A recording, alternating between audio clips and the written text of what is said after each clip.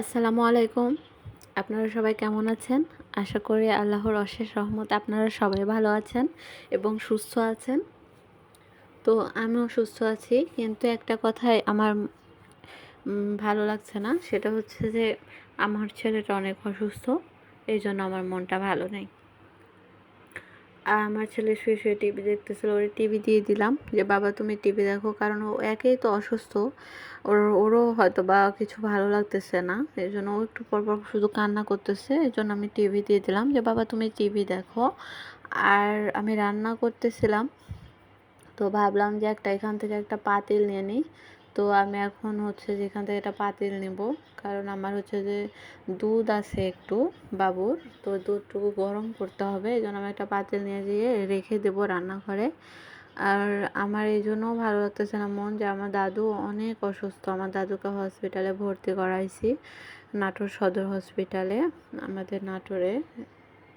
তো আর এখানে আমি আবহাওয়া দেখতেছিলাম, দেখেন কেমন আবহাওয়া, মানে ইয়েও আছে, আকাশটা মেঘলা মেঘলাও আছে, আবার রোদও আছে। তো মেঘলা হয়ে আছে জন্য যে একটু ঠান্ডা বাতাস হবে সেরকম কিছু না, গরম, অনেক গরম, রান্নাঘরে কষ্ট লাগে। এই যে রুমটা গুছানো লাগবে। আর আমি যাচ্ছি রান্নাঘরের দিকে। এই যে চলে আসলাম। তো এখানে হচ্ছে যে আমার মাছ ভাজি, বললাম না যে শিং মাছ রেখে গিয়েছিলাম। তো এই যে এখানে এখন উল্টায় দিতে হবে সবগুলো। তো উল্টায় দিয়ে আমি আজকে রান্না করব হচ্ছে আপনার চাল কুমড়ো দিয়ে শিং মাছ। অনেকেই খেয়েছেন কিনা জানি না। তো মাছ দিয়ে চাল কুমড়ো রান্না করলে কিন্তু অনেকটাই মজা লাগে। আমি রান্না করে খাই, আমার অনেক মজা লাগে। চাল কুমড়ো আমি ভাজিও খাই, রান্না করেও খাই। আর এখানে আমি কাঁচামরিচ দিয়ে রান্না করব। এখানে গুঁড়ো মরিচ ব্যবহার করব না।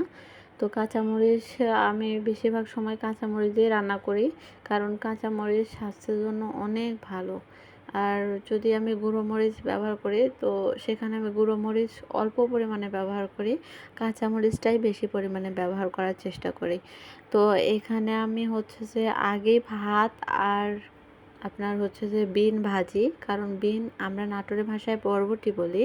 তো বরবটি আর আলু ভাজি করে নিয়েছি, আর ভাত রান্না করে নিয়েছি। আর এইখানে আমি আপনার তরকারিটা বসিয়ে দিয়েছি। এখন কিন্তু কালার আসে নাই, দেখেন কেমন যেন একটা ফ্যাকাশে ফ্যাকাশে কালার।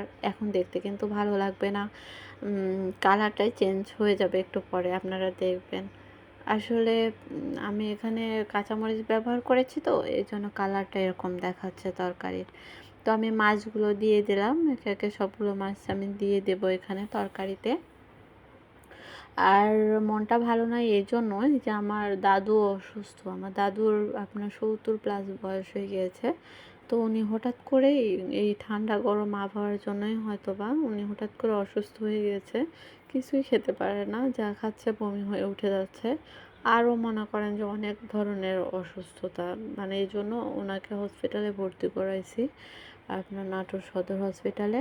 এখন বোঝেনি তো যে অনেক বয়স হয়ে গিয়েছে, সে এখন আর কতদিনই বাঁচবে বলেন। তারপরেও আপনারা সবাই দোয়া করেন আমার দাদুর জন্য, আমার দাদু যেন সুস্থ হয়ে যায়। তো আমি এখানে সবগুলো মাছ একে একে দিয়ে দিলাম। আর আমার বাবু এখানে আমাকে ডাকতেছিল যে, আম্মু আম্মু আসো, আমাকে চকলেট দিয়ে যাও। তো ও তো অসুস্থ, এই জন্য আমি গেলাম, গিয়ে একটা চকলেট দিয়ে আসলাম। চকলেট খাচ্ছে আর আমাকে বলতেছিল, বাবা কখন আসবে? আমি বললাম যে, বাবা চলে আসবে এখন তোমার বাবা। তো আমার রান্না কমপ্লিট হয়ে গিয়েছে, দেখেন তরকারিটা কত সুন্দর হয়েছে। তো আমি এখন এখানে আপনার হচ্ছে যে জিরে গুঁড়ো ব্যবহার করব। আপনারা কে কে রান্না শেষে জিরে গুঁড়ো ব্যবহার করেন আমাকে কমেন্ট করে জানাবেন।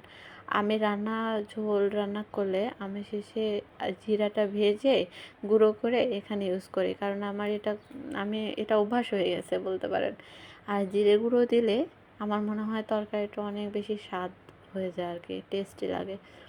আর ফ্লেভারটাও আসে অনেক সুন্দর, একটা গন্ধ আসে। তো এই জন্য আমি জিরে গুঁড়ো ব্যবহার করি।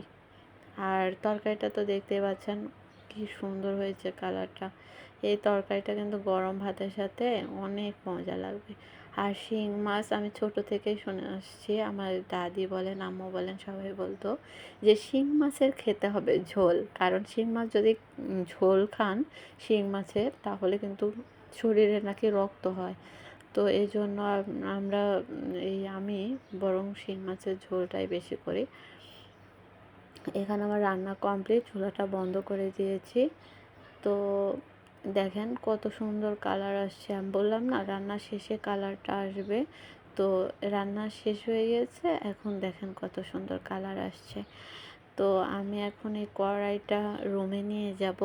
তো রুমে নিয়ে যাওয়ার জন্য আমি আবার আসলাম। তো এখন আমি ঢাকনাটা খুঁজতেছিলাম, ঢাকনাটা আমি পেছনে রেখেছিলাম। তো ঢাকনাটা নিলাম, নিয়ে আমি এখন কড়াইটা ঢেকে দেবো, দিয়ে আমি কড়াইটা নিয়ে রুমে চলে যাব।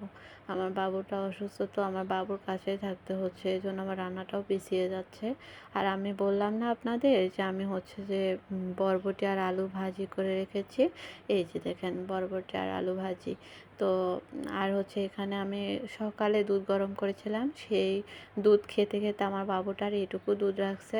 তো এটুকু দুধই আমি আবার গরম করে রাখতেছি, নাহলে নষ্ট হয়ে যাবে। এখানে জামা কাপড় উঠায় নিয়ে আসছি, সকালে দিয়েছিলাম ধুয়ে, উঠায় নিয়ে এসে ভাঁজ দিয়ে রাখলাম। এই যে ভাঁজ দিয়ে রেখেছি দেখেন। তো আমার বাবুটা দেখেন কেমন হয়ে শুয়ে আছে, ও অসুস্থ হলে না ও এরকম হয়ে শুয়ে থাকে, কেমন যেন দেখায় ওকে, অনেক খারাপ লাগে তখন দেখতে। আর ওই যে কার্টুন দিয়ে রাখছিলাম, আমি আবার কী করলাম র্যাকে সবগুলো কাপড় একে একে রেখে দিলাম, দিয়ে দিয়েছি র্যাকে। এখন দেখেন র্যাকটা কত সুন্দর দেখাচ্ছে, গুছিয়ে রাখলে সব কিছুই কিন্তু সুন্দর দেখায়। তো ওর খেলনাগুলো আমি এই যে কার্টুনে করে রেখেছি। আর এই রুমটার অবস্থা খুবই খারাপ, এই রুম এখন আমি গুছাবো। তো রুমটা আমি এই যে দেখেন এখন আমি গুছিয়ে ফেললাম রুমটা। এখন দেখেন কত সুন্দর হয়েছে রুমটা, দেখেছেন? তো আমি বললাম না যে গুছিয়ে রাখলে সব কিছুই সুন্দর, সেটা মানুষ হোক বা রুম বা যে কোনো জিনিস আপনি যত বেশি সুন্দর করে রাখবেন তত বেশি সুন্দর দেখাবে। তো আমি এখানে সুন্দর করে গুছিয়ে নিলাম, আমার কাছে তো অনেক সুন্দর লাগতেছে। এখন আপনাদের কাছে কেমন লাগতেছে আমাকে কমেন্ট করে জানাবেন আপনারা। আর এখানে ওর বাবাও চলে আসছে অলরেডি, কলিং বেল বেজে উঠেছে। তো তাসিন যতই অসুস্থ হোক ও কিন্তু দৌড় দিয়ে চলে গিয়েছে দরজা খুলতে, কারণ ওই দরজা খুলে দেবে। আর আপনারা সবাই আমার ভিডিও যারা যারা দেখেন আমার চ্যানেলে ভিডিও যারা দেখেন তারা সবাই আমার চ্যানেলটি সাবস্ক্রাইব করবেন আর আমার পাশে থাকবেন, এবং আপনারা সুস্থ থাকেন এই দোয়াই করি। আসসালামু আলাইকুম।